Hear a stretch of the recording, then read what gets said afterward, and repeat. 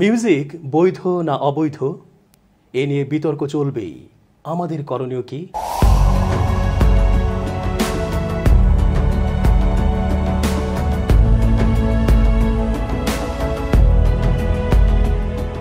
আসসালামু আলাইকুম সুপ্রিয় দর্শক, আল্লাহর রহমতে নিশ্চয়ই ভালো আছেন। আমি জে রতন স্বাগত জানাচ্ছি আপনাদের সকলকে চেঞ্জ টিভি আন্তর্জাতিক চোখ অনুষ্ঠানে। আশা করছি পুরো আলোচনায় পাশে পাবো আপনাদের। আজ আন্তর্জাতিক রাজনৈতিক বিষয়ের বাইরের একটি বিষয় নিয়ে আলোচনা করব, তবে এটাও কম গুরুত্বপূর্ণ নয়, কারণ এটা ছাড়া একটি দুনিয়া কেন যেন আমরা ভাবতেও পারছি না। এই যে আপনি ব্যবহার করছেন সেলফোন, ল্যাপটপ, ঘড়ি, সেখানেও নানা অ্যাপের নানা সাউন্ড, ঘরের কলিং বেল, অ্যালার্ম, সাইরেন, সতর্ক সংকেত, দেশ গোষ্ঠীর দলের জাতীয়তা, যে কোনো কোম্পানির ব্র্যান্ড টিউন, পাসওয়ার্ড সংকেত, রাডার, তরঙ্গ, স্যাটেলাইট, কোথায় এর ব্যবহার নেই বলতে পারেন? পৃথিবীতে সাউন্ড, মিউজিক, শব্দ, অনুরণন নেই এমন একটা পৃথিবী কি সত্যি ভাবতে পারেন আপনি? মহান আল্লাহ পাক এই পৃথিবীতে নানা নিয়ামত ও সুযোগ সুবিধা দিয়ে ভরপুর করে পাঠিয়েছেন আমাদের জন্য। এখন এর ব্যবহার কোন স্বার্থে, কি নিয়তে, কতটুকু নিয়ন্ত্রিত হয়ে এবং কতটুকু কোরআন, হাদিস, সুন্নাহ ও ইজমা কিয়াস মোতাবেক পালন করা হচ্ছে, তাই হলো মূল বিষয়। সাধারণ চোখে দেখা কোনো বিষয় হারাম হলেও কিভাবে তা হালাল হবে তা ইসলামই বলে দিয়েছে। আবার কোনো কিছু যুক্তিতে কখনো হালাল মনে হলেও ইসলাম তা স্পষ্ট করেছে কেন তা হারাম হবে। নারী পুরুষের মিলন অবৈধ ও হারাম, কিন্তু ইসলামী নিয়ম অনুযায়ী হলে তা হালাল, অথচ মিলনই কিন্তু হলো। গরু জবাই করলেন হারাম, কিন্তু কোরআন, হাদিস, সুন্নাহ মোতাবেক হলেই তা হালাল, অথচ জবাই করাই কিন্তু হলো। ইসলামী পণ্ডিতদের আলোচনা থেকে উৎকলন করা যায়, ইমামরাই দাবি করেন মোহাম্মদ ইসলাম একটি ফিতরাতি অর্থাৎ প্রাকৃতিক ধর্ম। সঙ্গীত মানুষের প্রাকৃতিক বৈশিষ্ট্য, সেজন্যই প্রতিটি দেশ, জাতি, সভ্যতার ব্যতিক্রমহীন অবিচ্ছেদ্য অঙ্গ সঙ্গীত। যখন মানুষের ভাষা ছিল না, কাপড় ছিল না, তখনও মানুষ বিভিন্ন উচ্চারণে গান গেয়েছে।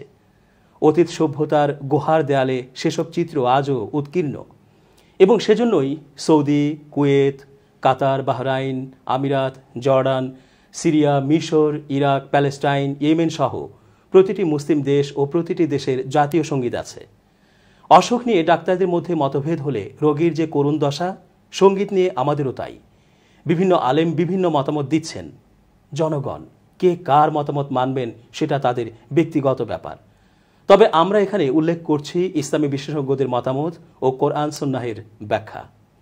দুনিয়ার সর্বোচ্চ প্রভাবশালী ইসলামী বিশেষজ্ঞদের মতামত, যেমন আল আজহার বিশ্ববিদ্যালয়ের গ্র্যান্ড মুফতি 1982 থেকে 1996 শেখ জাদ আল হক এবং ডক্টর ইউসুফ কারজাভির মত।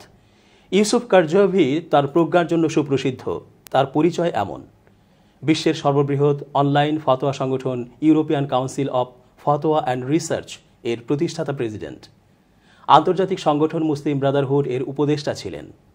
আন্তর্জাতিক আলেম সংগঠন international union of Muslim scholars এর চেয়ারম্যান ছিলেন। বিশ্বময় ইসলামী ব্যাংকিং এর প্রভাবশালী আলেম। কাতার বিশ্ববিদ্যালয়ের ইসলামী স্টাডিজ বিভাগের প্রতিষ্ঠাতা প্রধান। মুসলিম বিশ্বের নোবেল নামে বিখ্যাত বাদশাহ ফয়সাল পুরস্কার পদক পান।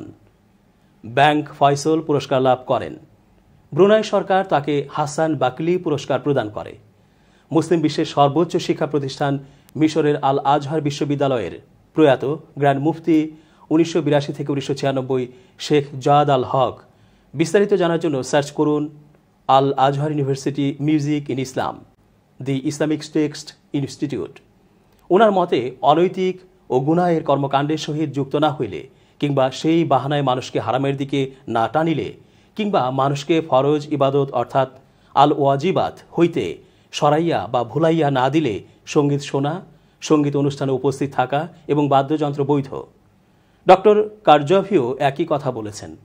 কাজী আবু বকর ইবনুল আরাবি বলেছেন, গান হারাম হওয়া পর্যায়ে একটি হাদিসও সহি নহে। ইবনে হাজম বলেছেন, এ পর্যায়ের সকল বর্ণনায় বাতিল ও মন গড়া রচিত। এ পর্যায়ে বর্ণিত নিষেধমূলক হাদিসগুলি সমালোচনার আঘাতে ক্ষতবিক্ষত। বহু সংখ্যক সাহাবী ও তাবেঈন গান শুনেছেন। যে গানের সাথে মদ্যপান, ফষ্টি নষ্টি ও চরিত্রহীনতার মতো কোনো হারাম জিনিসের সংমিশ্রণ হয়, সেই গান হারাম। রাসূল করিম সাল্লাল্লাহু আলাইহি ওয়াসাল্লাম বলেছেন, কার্যাবলীর ভালো মন্দ নির্ভর করে তার নিয়তের ওপর।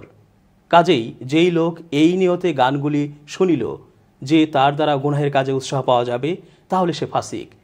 পক্ষান্তরে যেই লোক স্বভাব মেজাজের সুস্থতা লাভের উদ্দেশ্যে শুনল, আল্লাহর আনুগত্য কাজে শক্তি সাহস পাওয়ার এবং ভালো ও সৎ কাজে আগ্রহ ও উৎসাহ বৃদ্ধি করার উদ্দেশ্যে শুনল, তার এই কাজ নিশ্চয়ই অন্যায় বা বাতিল নয়। আর যেই ব্যক্তি না আল্লাহর আনুগত্যের নিয়তে শুনল, না নাফরমানির নিয়তে, তার এই কাজ নিষ্ফল কাজের পর্যায়ে গণ্য। সূত্র ইসলামে হালাল হারামের বিধান, পৃষ্ঠা 406 থেকে 411। এবারে কোরআন মোতাবেক আলোচনায় আসি। সঙ্গীতের আরবি হচ্ছে মুসিকি। সারা কোরআনে ওই মুসিকি শব্দটাই নেই। কোরআনে কোথাও সঙ্গীতকে নিষিদ্ধ করেনি, অথচ সঙ্গীত হারাম দাবি করা হয় কোরআনের দুটো আয়াত দিয়ে। এক, সূরা লোকমান 6 নম্বর আয়াত, যেখানে বলা আছে, এক শ্রেণীর লোক আছে যারা মানুষকে আল্লাহর পথ হইতে গোমরাহ করার উদ্দেশ্যে অবান্তর কথাবার্তা সংগ্রহ করে। এবং 2, বনি ইসরায়েল 64 নম্বর আয়াত, আল্লাহ শয়তানকে বলছেন, তুই তাদের মধ্য থেকে যাকে পারিস স্বীয় আওয়াজ দ্বারা অশ্বারোহী ও পদাতিক বাহিনী নিয়ে সত্যচ্যুত করে তাদেরকে আক্রমণ কর। সঙ্গীত বিরোধীরা বলেন, সূরা লোকমান 6 এর অবান্তর কথাবার্তাই নাকি সঙ্গীত। সূত্র মাওলানা মুহিউদ্দিনের কোরআনের অনুবাদ, পৃষ্ঠা 783 ও 1053 থেকে 54। কি হাস্যকর! আম জিনিসটা আমি, জামও নয়, কাঁঠালও নয়। অবান্তর কথাবার্তাই, অন্য কিছু নয়। একই চিন্তা করা হয়েছে বনি ইসরায়েলের 64 নম্বর আয়াত নিয়েও। আয়াতটা হলো, মানুষকে পথভ্রষ্ট করার ব্যাপারে আল্লাহ শয়তানকে অনুমতি দিচ্ছেন, তুই সত্যচ্যুত করে তাদের মধ্য থেকে যাকে পারিস স্বীয় আওয়াজ দ্বারা স্বীয় অশ্বারোহী ও পদাতিক বাহিনী নিয়ে তাদেরকে আক্রমণ কর। অথচ এর অনুবাদ করা হয়েছে, তুই তোর রাগ রাগিনী গান বাজনা ও বাদ্য বাজনা দ্বারা ইত্যাদি ইত্যাদি। সঙ্গীত বিরোধী হাদিসগুলো ভিত্তিহীন, তা আমরা বিশ্ববরেণ্য ইসলামী স্কলারদের কাছ থেকে পূর্বের কথাগুলো থেকেই জানলাম। এবারে চলুন আরও কিছু দলিল দেখা যাক। 1, অখণ্ড ভারতের সর্বোচ্চ ইসলামী নেতাদের অন্যতম ভারতীয় কংগ্রেসের 2 বারের সভাপতি, কলকাতার ঈদের নামাজ পড়ানোর পেশ ইমাম মাওলানা আবুল কালাম আজাদ বলেছেন, পয়গম্বর দাউদ আলাইহিসসালামের কণ্ঠস্বর অত্যন্ত মিষ্টি ছিল। তিনি সর্বপ্রথম হিব্রু সঙ্গীতের সংকলন করেন ও মিশরের ও ব্যাবিলনের গাছ হইতে উচ্চ মানের বাদ্যযন্ত্র উদ্ভাবন করেন। সূত্র তর্জুমান আল কুরআন, 2য় খণ্ড, পৃষ্ঠা 480। 2, হজরত ওমর রাদিয়াল্লাহু আনহুর আবাদকৃত শহরের মধ্যে দ্বিতীয় হইল বসরা। আরবি ব্যাকরণ, আরজ শাস্ত্র এবং সঙ্গীত শাস্ত্র এই শহরেরই অবদান। সূত্র বিখ্যাত কেতাব আশারা মুবাশশারা, মাওলানা গরিবুল্লাহ ইসলামাবাদী, ফাজেল এ দেওবন্দ, পৃষ্ঠা 106। 3, ইমাম গাজ্জালি নবী করিম সাল্লাল্লাহু আলাইহি ওয়াসাল্লাম হজরত আবু মুসা আশআরী রাদিয়াল্লাহু আনহু সম্পর্কে বলিয়াছেন, তাহাকে হজরত দাউদ আলাইহিস সালামের সঙ্গীতের অংশ প্রদান করা হইয়াছে। মুরশিদে আমিন, পৃষ্ঠা 170, এমদাদিয়া লাইব্রেরি। এরকম অজস্র দলিল আছে। অশ্লীল আদেশ শয়তান দেয়, সূরা নূর 21। কাজেই সঙ্গীত সহ শ্লীল কোনো কিছু হারাম হবার প্রশ্নই ওঠে না। গানের কুৎসিত কথা, কুৎসিত অঙ্গভঙ্গি বা গানের অতিরিক্ত নেশায় জীবনের ক্ষতি ইত্যাদির সীমা টানেননি কিছু ব্যক্তি। পুরো সঙ্গীতকেই ঢালাওভাবে বাতিল করেছেন। করে লাভ কিছুই হয়নি, বরং সঙ্গীত আজ সুবিশাল বিশ্ব ইন্ডাস্ট্রি। দুনিয়ায় কোটি কোটি সঙ্গীতপ্রেমী পরিবার পালছেন, বাচ্চাদের বড় করছেন, প্রতিভার বিকাশ ঘটাচ্ছেন। সঙ্গীত হলো আমাদের সসীম জীবনে এক টুকরো অসীমের ছোঁয়া। চারদিকের আকাশ বাতাস, সাগর পর্বত, গ্রহ নক্ষত্র, এই বিশ্বব্রহ্মাণ্ড এক বিপুল সুরস্রষ্টার মহাসঙ্গীত। তাই গান শুনুন এবং বাচ্চাদের গান শোনান, গান করুন এবং বাচ্চাদের গান শেখান। গান যে ভালোবাসে না সে মানুষ খুন করতে পারে। আমার ভাইয়ের রক্তে রাঙানো হারাম নয়। আমি বাংলার গান গাই, এই সকল গান হারাম হবার প্রশ্নই ওঠে না। শ্লীল সঙ্গীত ইসলামে হারাম নয়। কোনো কিছু নিয়ে বাড়াবাড়ি করা ইসলামে নিষিদ্ধ।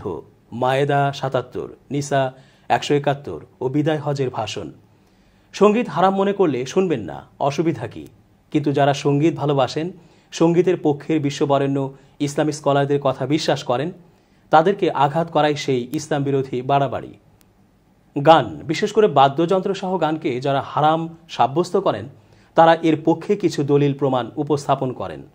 তবে যারা গানকে হালাল মনে করেন, তারা অবশ্য এসব দলিল প্রমাণকে খণ্ডন করে থাকেন। নিম্নোক্ত বিষয়গুলোকে তারা তাদের মতামতের পক্ষে দলিল হিসেবে তুলে ধরেন। 1, কোরআনের আয়াত। 2, মারফু ও মাওকুফ হাদিস। 3, গান, বিশেষ করে বাদ্যযন্ত্র সহ গান হারাম হওয়ার ব্যাপারে ইজমা রয়েছে বলে দাবি করা। 4. সাদ্দে জারাই তথা হারাম কাজ করার অজুহাত বন্ধের মূলনীতি। 5. সন্দেহজনক কাজ থেকে বেঁচে থাকা ও সাবধানতা অবলম্বন সংক্রান্ত মূলনীতি। যারা গান শোনাকে নিষিদ্ধ মনে করেন এবং একে হারাম সাব্যস্ত করেন, তারা বেশ কিছু কোরআনের আয়াতকে প্রমাণ হিসেবে পেশ করেন, যা আগেই বলেছি। আমরা প্রথমে সেই আয়াতগুলোর বিষয়ে আরও বিস্তারিত বর্ণনা এখানে তুলে ধরতে পারি। লাহওয়াল হাদিস, অর্থহীন কথাবার্তা সংক্রান্ত কোরআনের আয়াত। আল্লাহ তাআলা বলেছেন, মানুষদের মাঝে এমন ব্যক্তিও আছে যে লাহওয়াল হাদিস খরিদ করে, যাতে করে সে এ দিয়ে মানুষদের অজ্ঞতার ভিত্তিতে মানুষকে আল্লাহর পথ থেকে দূরে সরিয়ে রাখতে পারে। সে একে হাসি বিদ্রুপ তামাশা হিসেবে গ্রহণ করে। এদের জন্য অপমানজনক শাস্তির ব্যবস্থা রয়েছে। সূরা লোকমান 6। ইবনে মাসুদ রাদিয়াল্লাহু আনহু, ইবনে আব্বাস রাদিয়াল্লাহু আনহু ও ইবনে ওমর রাদিয়াল্লাহু আনহু থেকে বিশুদ্ধভাবে বর্ণিত আছে, উল্লিখিত আয়াতে লাহওয়াল হাদিস বলতে গানকে বোঝানো হয়েছে। ইবনে মাসুদ রাদিয়াল্লাহু আনহু তো রীতিমতো শপথ করেই বলেছেন, আল্লাহর শপথ, লাহওয়াল হাদিস বলতে গানকেই বোঝানো হয়েছে। ইবনুল কাইয়িম সহ অনেকেই এটি উল্লেখ করেছেন। এছাড়া আল মুস্তাদরাক গ্রন্থের তাফসির অধ্যায়ে ইমাম হাকিম বলেছেন, তাফসির শাস্ত্রের ছাত্ররা যেন এটা জেনে রাখে, শায়খাইনের উল্লেখ্য হাদিস শাস্ত্রে ইমাম বুখারী ও ইমাম মুসলিমকে একত্রে শায়খাইন বলা হয়। এই শায়খাইনের মতে সাহাবীদের করা পবিত্র কোরআনের তাফসির মুসনাদ হাদিসের অন্তর্ভুক্ত। ইমাম হাকিম তার বইয়ে অন্যত্র বলেছেন, সাহাবীগণ কোরআনের যেসব তাফসির করেছেন, আমাদের মত অনুযায়ী সেগুলো মারফু হাদিসের ক্যাটাগরিতে পড়বে। ইবনুল কাইয়িম বলেছেন, যদিও এখানে কথা থাকে, তারপরও এতে কোনো সন্দেহ নেই যে সাহাবীদের করা কোরআনের তাফসির সাহাবীদের পরবর্তীকালে অন্যদের রচিত তাফসিরের চেয়ে অধিক গ্রহণযোগ্য। ইমাম আল ওয়াহিদি উল্লেখ করেছেন, অধিকাংশ মুফাসসিরের মতে লাহওয়াল হাদিস দ্বারা গান বোঝানো হয়েছে। এটি মূলত বিশিষ্ট মুফাসসির মুজাহিদ ও ইকরিমার দাবি। এই পদ্ধতিতে দলিল উপস্থাপনের মাধ্যমে সিদ্ধান্তে আসার ক্ষেত্রে বিশেষজ্ঞদের রয়েছে স্বতন্ত্র দৃষ্টিভঙ্গি। প্রথমত, এই আয়াতের এটি একমাত্র তাফসির নয়। মুফাসসিরদের অনেকে আয়াতটি ব্যাখ্যা করতে গিয়ে বলেছেন, লাহওয়াল হাদিস বলতে রোম সাম্রাজ্য সহ বিভিন্ন অনারব রাজ্যের রাজা বাদশাহদের নিয়ে সমাজে প্রচলিত বিভিন্ন ধরনের কিচ্ছা, গালগপ্প ও গুজবকে বোঝানো হয়েছে। উদাহরণ হিসেবে নাদার বিন হারিসের কথা বলা যায়। কুরাইশদের মধ্যে এই লোকটি ছিল একজন কট্টর মুশরিক। এই লোক মক্কাবাসীদের এই সব গুজব ও গালগপ্প বলে বেড়াত, যাতে করে তাদেরকে কোরআন থেকে বিমুখ রাখা যায়। মজার বিষয় হলো, এই বিষয়টি ইবনুল কাইয়িম নিজেও উল্লেখ করেছেন। দ্বিতীয়ত, সাহাবীদের তাফসিরের পক্ষে কোনো সাবাবুন নুজুল বা এ জাতীয় নির্ভরযোগ্য কিছু পাওয়া না গেলে সেই তাফসিরকে আমরা মারফু হাদিসের অন্তর্ভুক্ত বলে মনে করি না। কোরআনকে সাহাবীগণ যেভাবে বুঝেছেন, অধিকাংশ ক্ষেত্রে তাদের তাফসিরগুলো সেই বুঝ জ্ঞানের বেশি কিছু নয়। এজন্য দেখা যায় কখনো কখনো একজন সাহাবীর তাফসির আরেকজন সাহাবীর তাফসিরের বিপরীত। যদি তাদের সকল ব্যাখ্যাই মারফু হাদিসের অন্তর্ভুক্ত হতো, তাহলে তাদের তাফসিরে এ ধরনের মতদ্বৈততা থাকতো না। তৃতীয়ত, আয়াতটির এই তাফসিরের যথার্থতা ও এটি মারফু হাদিসের শ্রেণীভুক্ত হওয়ার দাবিকে আমরা যদি মেনেও নেই এবং তাফসিরটি যদি প্রকৃতপক্ষে মারফু হাদিসভুক্ত হয়েও থাকে, তাহলেও আমাদের আলোচ্য বিষয়ে এই আয়াতটি দলিল হিসেবে টেকে না। কারণ এতে নিছক গান কিংবা লাহওয়াল হাদিসে মগ্ন হওয়াকে নিন্দা করা হয়নি।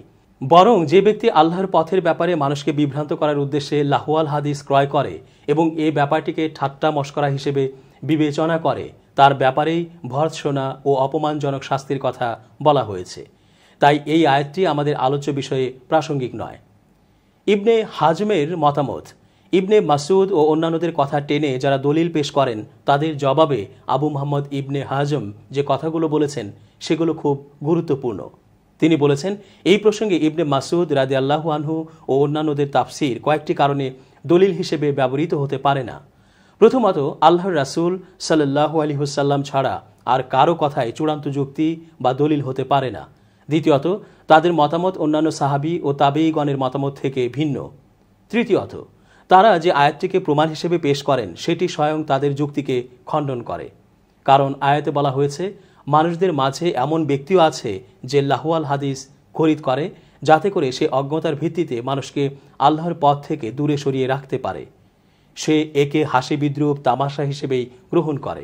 এদের জন্য অপমানজনক শাস্তির ব্যবস্থা রয়েছে। সূরা লোকমান 6। এটি এমন একটা কাজ বা কোনো ব্যক্তি ইচ্ছাকৃতভাবে করলে কাফের হয়ে যাবে এতে কোনো সন্দেহ নেই। এমনকি কোনো ব্যক্তি যদি মানুষকে আল্লাহর পথ থেকে সরিয়ে আনার উদ্দেশ্যে কোরআনের একটি কপিও ক্রয় করে এবং ব্যাপারটিকে তামাশা হিসেবে বিবেচনা করে, তাহলে নিঃসন্দেহে সে কাফের হয়ে যাবে।